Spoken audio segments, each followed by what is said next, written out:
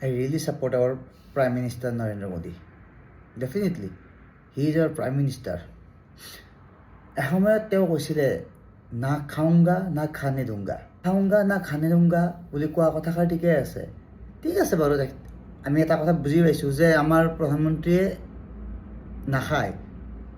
কি খাব তেওঁ কৈছেইচোন যে আপোনাৰ ফকীৰ আদমি হো জোলালৈকে চলি যাওঁগা। ডেফিনেটলি তেওঁ গুচি যাব, কিন্তু দেশ ৰৈ যাব। তেওঁ খোৱা নাই, কিন্তু তেওঁৰ ওচৰত থকা প্ৰতিজন মানুহে তেওঁৰ সন্মুখতে খাই আছে। সন্মুখেৰে খোৱা নাই, পিছেৰে খাইছে।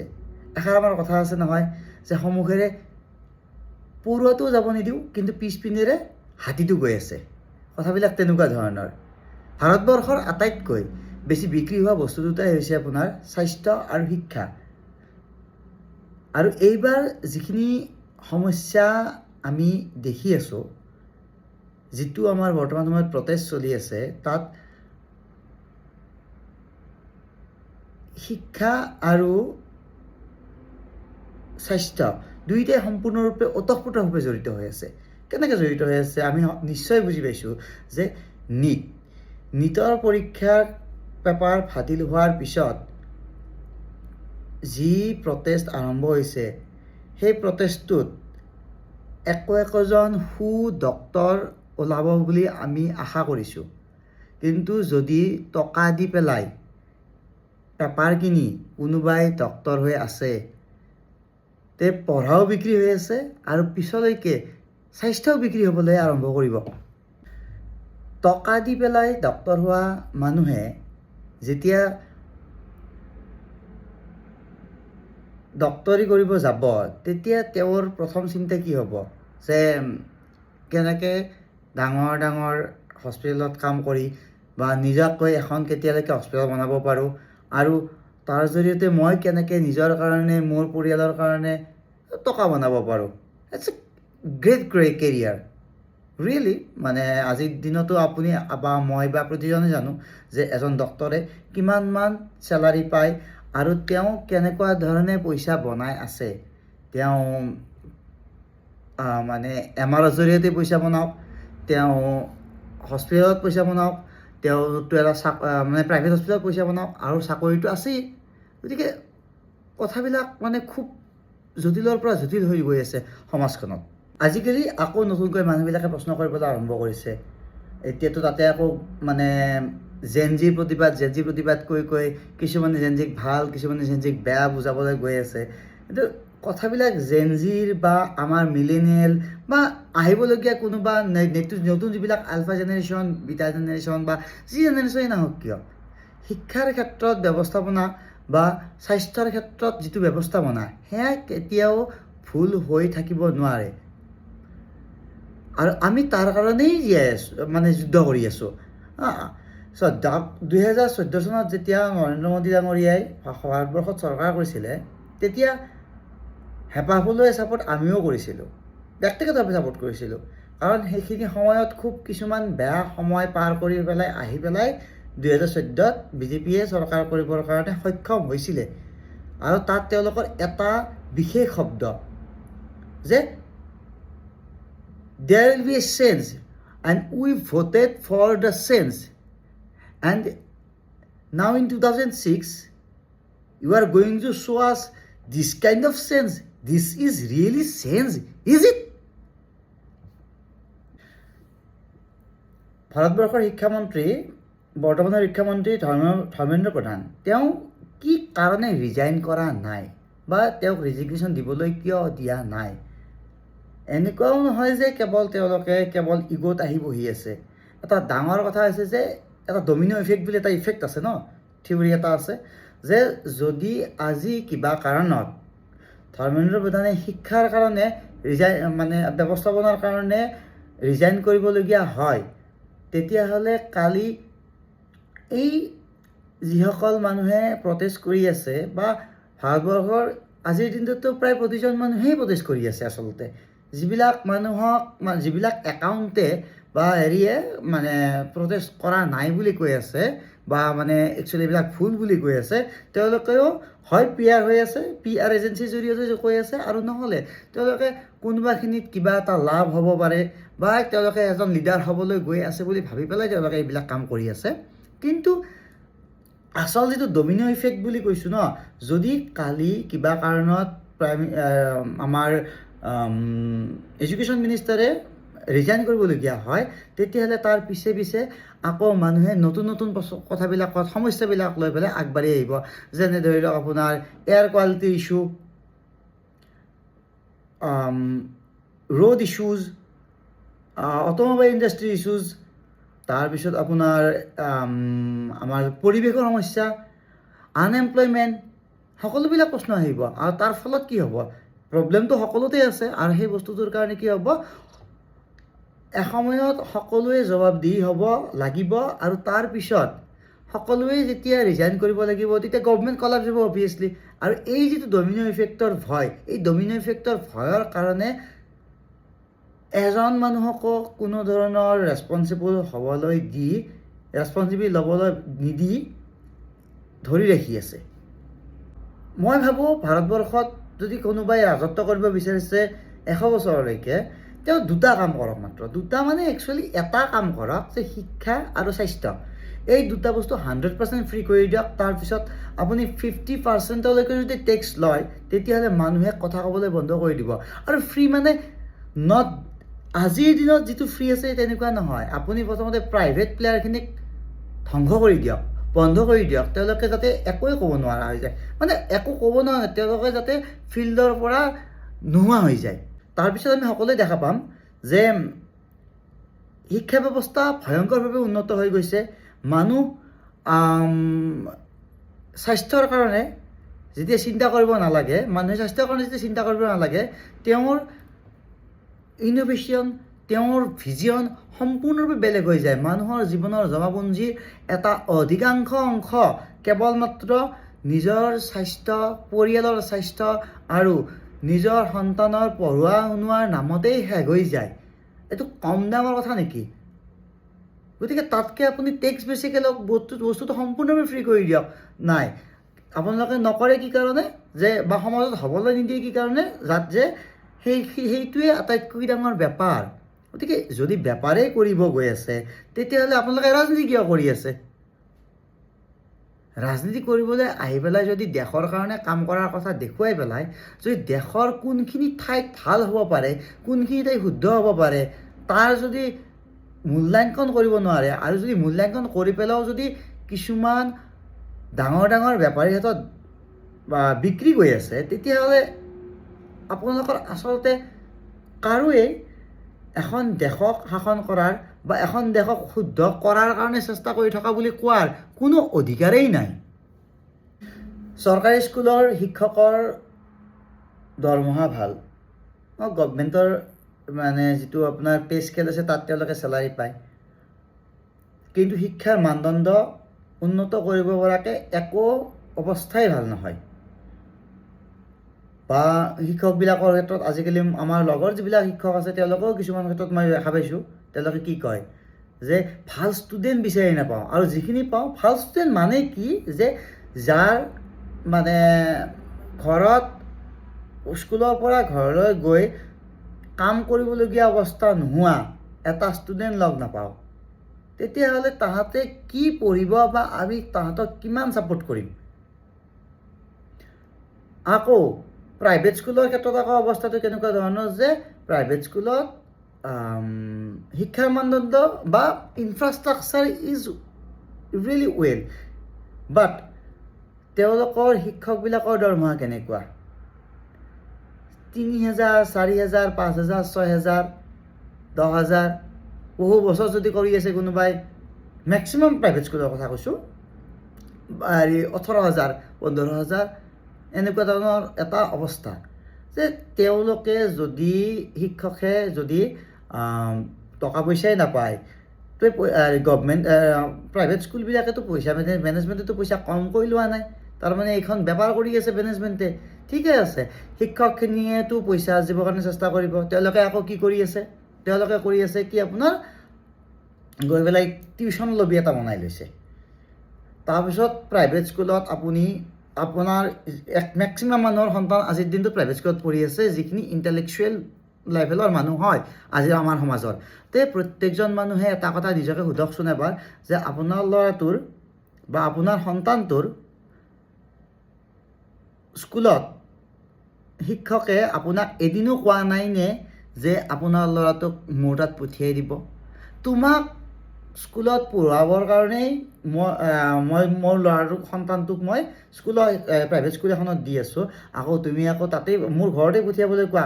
বাৰু ঠিক আছে, তাতকৈ ডাঙৰ কথা হৈছে আজিকালি স্কুলবিলাক প্ৰাইভেট স্কুলবিলাকে গাৰ্জেণ্টক মাতি পঠিয়াই পেলাই এটা প্ৰশ্ন কৰে যে আপুনি ল'ৰাটোক বা ছোৱালীজনীক ঘৰত নাচায় নেকি? আৰে মোৰ ঘৰত চাবলৈ সময় নাই কাৰণেই মই তোমালোকৰ ওচৰলৈকে পঠিয়াইছোঁ। কনচেপচুৱেলি ভাবক, যদি তেনেকৈ হয় তেতিয়াহ'লে মই মোৰ সন্তানটোক ঘৰত পঢ়ুৱাই পেলাই এখন স্কুলক কেৱল মাত্ৰ এটা সামান্য ধৰণৰ ফিজ এটা দি পেলাই ক'ব পাৰোঁ যে আপোনালোকে মোৰ ল'ৰাটোক মূল্যাংকন কৰিব নালাগে, মাত্ৰ মানে মূল্যাংকন কৰিবৰ কাৰণে কেৱল মাত্ৰ পৰীক্ষাটো বছৰেকীয়া পৰীক্ষাটো দিবলৈ দিয়ক, বাকী পঢ়োৱা সময়খিনিৰ কাৰণে আপোনালোকক পে'মেণ্ট নকৰোঁ, আমি ঘৰতে পঢ়ুৱাম, যিহেতু আপোনালোকে আমাক ঘৰতে পঢ়ুৱাবলৈ কয়, ঘৰত টিচাৰ ৰাখি ল'ম। তেতিয়াহ'লে কথাবিলাক তেনেকুৱা হ'বলৈ গৈ আছে। কনচেপচুৱেলি ভাবিবলৈ কথাবিলাক মানে এনেকুৱা ধৰণৰ যে আমি শিক্ষাক কি লেভেলত লৈ গৈ আছোঁ, শিক্ষাক আমি কেনেকৈ মানদণ্ড দিবলৈ চেষ্টা কৰি আছোঁ। ইয়াৰোপৰি প্ৰাইভেট স্কুলবিলাকৰ কিছুমান আপোনাৰ মেনেজমেণ্টৰ কথা মই কওঁ, মই বহুত ঠাইত দেখিছোঁ বা বহুত স্কুলত দেখিছোঁ, ল'ৰাটোৱে ইউনিট টেষ্ট পৰীক্ষা দিবৰ কাৰণে পৰীক্ষা হলত থিয় হৈছে বা বহিছে, বহি থাকোঁতেই এজন পিয়ন আহিছে স্কুলত ক্লাছৰুমলৈকে বা এক্সাম হললৈকে, আহি পেলাই ডাঙৰকৈ নাম মাতি কৈছে যে অমুক তোমাৰ 2 মাহৰ বা 3 মাহৰ ফিজ পেণ্ডিং আছে, গতিকে তোমাক হল টিকেট দিয়া নহয়। ল'ৰাজনৰ বাপেকে ফিজ দিব পৰা নাই, তুমি ল'ৰাজনৰ বাপেকক প্ৰেছাৰ দিয়া, কিন্তু তুমি সকলো বন্ধু বান্ধৱীৰ আগত সেই ল'ৰাটোক বা সেই ছোৱালীজনীক হিউমিলিয়েট কিয় কৰিবা? এইটো এটা ডাঙৰ প্ৰশ্ন হয়। আৰু সেই কষ্টটো মই আজিলৈকে বুজি নাপাওঁ যে কোনো এজন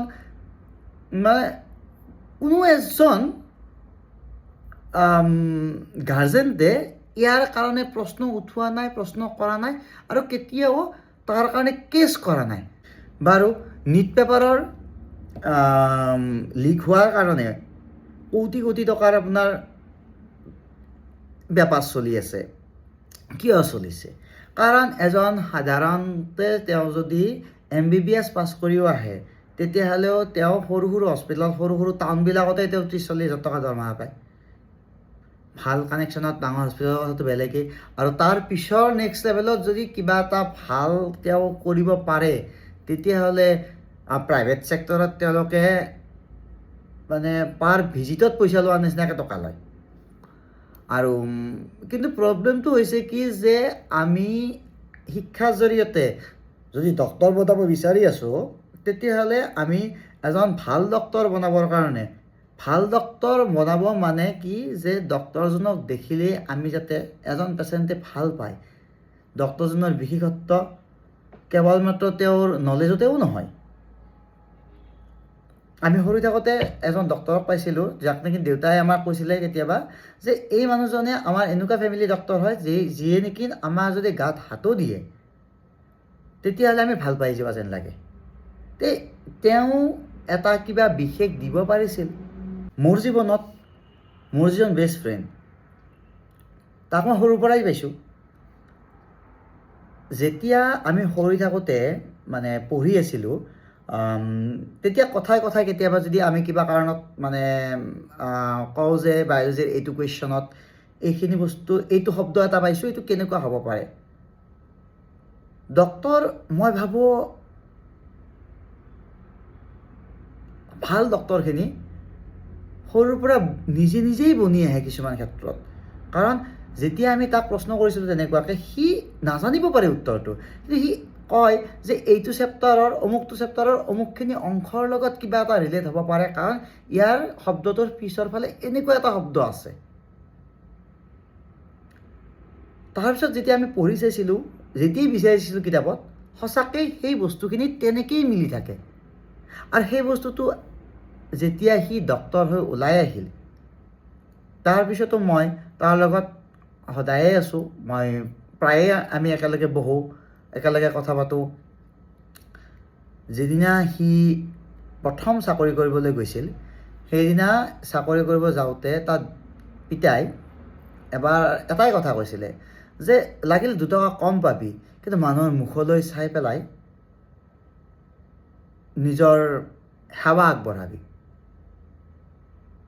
ভাবক এবাৰ যে এজন ডক্তৰ কেৱল মাত্ৰ নিজৰ কাৰণেও নহয়, তেওঁ এটা পৰিৱেশ পাই পেলাই ডাঙৰ হৈ আহে।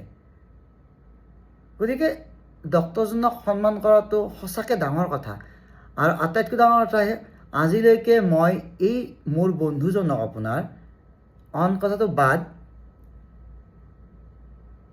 আজিলৈকে এখন মানে চৰকাৰী চাকৰি এটা কৰি আছে, সি চাকৰিটো কৰি আহি পেলাই সি কোনোবা এখন ফাৰ্মাচীত বহা মই আজিলৈকে দেখা নাপালোঁ। কি কয় আৰু যে হ'ব বাকীখিনি সময়ত মই মোৰ নিজৰ কাৰণে অকণমান সময় লওঁ, অকণমান মই পঢ়োৱে। মই কিয় কৈ আছোঁ এইখিনি কথা, যে যদি আমি মেডিকেল ছায়েন্সৰ পৰা গ্লেমাৰখিনি নোহোৱা কৰি দিওঁ, তেতিয়াহ'লেও মানুহে পিছতো ডক্তৰ হ'বলৈ আগ্ৰহী হ'ব, সঁচা অৰ্থত ডক্তৰ ওলাব। এতিয়া যেনেকৈ ডক্তৰৰ নামত কেৱল মাত্ৰ এখন গ্লেমাৰাইজ পৃথিৱী এখন সৃষ্টি হৈ আছে, সেই পৃথিৱীখনৰ মানে কেৱল নাথাকে, আৰু বহুত কথাই তাত জড়িত হৈ থাকিব। আৰু মানুহে যিয়ে সঁচাকৈ ডক্তৰ হ'বলৈ বিচাৰিছে তেওঁ ডক্তৰ হ'ব। গতিকে শিক্ষা আৰু স্বাস্থ্য এই দুটা বস্তুক বেপাৰৰ পৰা বাহিৰত ৰাখি এখন দেশক 100 বছৰলৈকে ৰাজত্ব কৰাৰো আচলতে এটা বিশেষ পথ বিচাৰি পাব পাৰি বুলি মই ভাবোঁ। আৰু এই কথাষাৰ ভবাৰ লগতে কৰিব পাৰিব বুলিও, কৰিবলৈ চেষ্টা কৰিব বুলিও মানে এসময়ত আমি সলনিৰ নাম লৈ এটা দলক মানে আনক আঁতৰাই তেওঁলোকক প্ৰতিষ্ঠা কৰিলোঁ। কিন্তু এতিয়া তেওঁলোকেও যদি একেধৰণেই কেৱল শাসনৰ নাম লৈ পেলাই বা নিজৰ সংস্থাৰ ভঁৰাল ডাঙৰ কৰাৰ কাৰণে যদি প্লেনিং কৰি থাকে, তেতিয়াহ'লে মানুহৰ সমাজ, ৰাজনীতি, দেশ সকলোৰে প্ৰতি আস্থা হেৰুৱাই যাব। আৰু তাৰ ফলেই আমি আজি এতিয়া বৰ্তমান সময়ত এই যিবিলাক আন্দোলন কিবা কিবি দেখি আছোঁ, তাৰ আচলতে ফল হয়।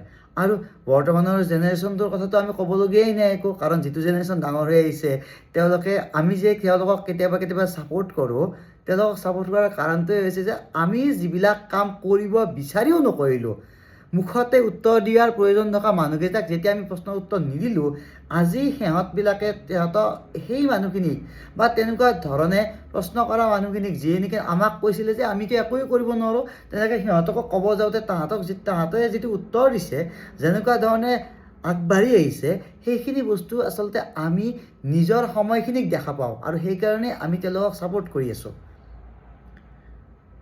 হয়, মানে আন্দোলন কৰিব গৈ পেলাই শেষত কেৱল আন্দোলনেৰে সকলো সমাধান নহ'ব। আৰু ইয়াতেতো আপোনাৰ ৰাজনীতি কৰা মানে অপজিশ্যনত থকা মানুহখিনিও আপোনাৰ আহিবই। কিন্তু যোনেই আহিলেও যিটো প্ৰশ্ন উত্থাপন হ'বলগীয়া আছিল সেই প্ৰশ্নটো উত্থাপন হৈছে, মাত্ৰ আপোনালোকে যদি নুবুজে তেতিয়াহ'লে কিন্তু এসময়ত দেশত অৰাজকতা হ'ব। আৰু ইয়াত আটাইতকৈ ডাঙৰ প্ৰব্লেমটো হৈছে আকৌ যে বিৰোধী নামৰ বস্তুটো আচলতে নোহোৱা হৈ গৈছে। প্ৰত্যেকবাৰে বিৰোধীৰ নাম লৈ পেলাই গভমেণ্টে আপোনাৰ প্ৰটেষ্টবিলাককো নোহোৱা কৰিব বিচাৰে। এইবাৰ তেনেকৈ একো কৰিব পৰা নাই। কিয় কৰিব পৰা নাই? কাৰণটো হৈছে বিৰোধীও পাত্তা পোৱা নাই। নতুন জেনেৰেশ্যনে আপোনাৰ বিৰোধীকো মানে কোনো ধৰণৰ গুৰুত্ব দিয়া নাই, কৈছে যে আমিহে কৰি আছোঁ যি কৰিবলগীয়া আছে।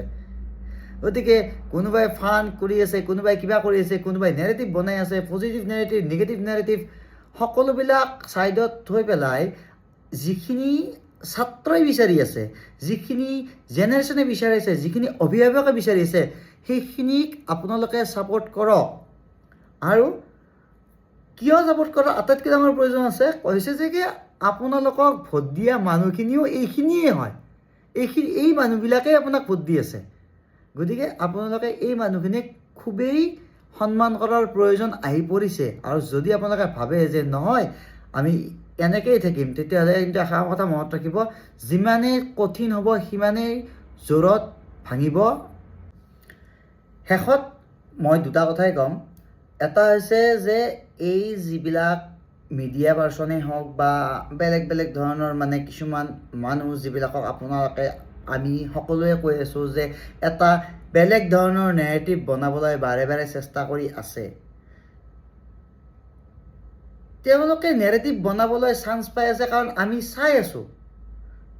আমি সকলোৱে যদি তেওঁলোকক চোৱাটো বন্ধ কৰি দিওঁ, তেতিয়াহ'লে তেওঁলোকে নেৰেটিভ বনাবলৈ চান্সেই নাপাব। গতিকে তেওঁলোকক নেৰেটিভ বনোৱাৰ কাৰণে চান্স নিদিব, তেওঁলোকক বয়কট কৰি। গতিকে বয়কট কৰিবলৈ আৰম্ভ কৰক, তেতিয়া তেওঁলোকে গম পাব যে তেওঁলোকৰ কি হৈছে অৱস্থাটো। আৰু দ্বিতীয় কথা যে ভাৰত নেপাল নহয়, ভাৰত অইন কোনোবা জেনজিৰ প্ৰটেষ্টত সলনি হোৱা দেশো নহয়। ভাৰতৰ সত্তা সদায় গহীন, গম্ভীৰ আৰু ভাৰতৰ মূল শিপা, ঘাই শিপা বহু তলৰ পৰা আছে, যাক আমি বহু হাজাৰ বছৰৰ ইতিহাসৰ ভিতৰত ধৰোঁ। তাত ধৰ্ম, ভাষা, অৰ্থ এইবিলাকৰ কোনো ধৰণৰ মিনিং নাই। মিনিং আছে যদি মানৱীয় সত্তা, জীৱন ধাৰণ, সাধাৰণ জীৱন ধাৰণ প্ৰণালী, য'ত উচ্চ চিন্তা কৰা হয়। যেতিয়াই ভাৰতত সলনি হ'ব হৈছে কিবা, তেতিয়াই সেই সলনি কিছু সৰু সময়ৰ কাৰণে নহয়, ই পাৰ্মানেণ্ট চলিউশ্যনত যায়। গতিকে পাৰ্মানেণ্টলিয়ে সলনি হৈ যাব কিবা যদি সলনি হ'ব যায়। মই আগতেও কৈছোঁ, আজিও কৈছোঁ বা পিছতো ক'ম যে আজিৰ দিনত বিৰোধী বোলা কোনো এটা বস্তুৱে ভাৰতবৰ্ষত নোহোৱা হৈছে, কিন্তু তাৰমানে এনেকুৱা নহয় যে কাৰোবাৰ সৃষ্টি নহ'ব। শেষত পুনৰবাৰ কওঁ যে ভাৰতৰ ভাল হ'ব, আমাৰ সমাজৰ উন্নতি হ'ব আৰু প্ৰত্যেকেই নিজৰ অংশত নিজৰ ভুলটো দেখা পালে এখন সুস্থ সমাজ গঢ়ি উঠিব।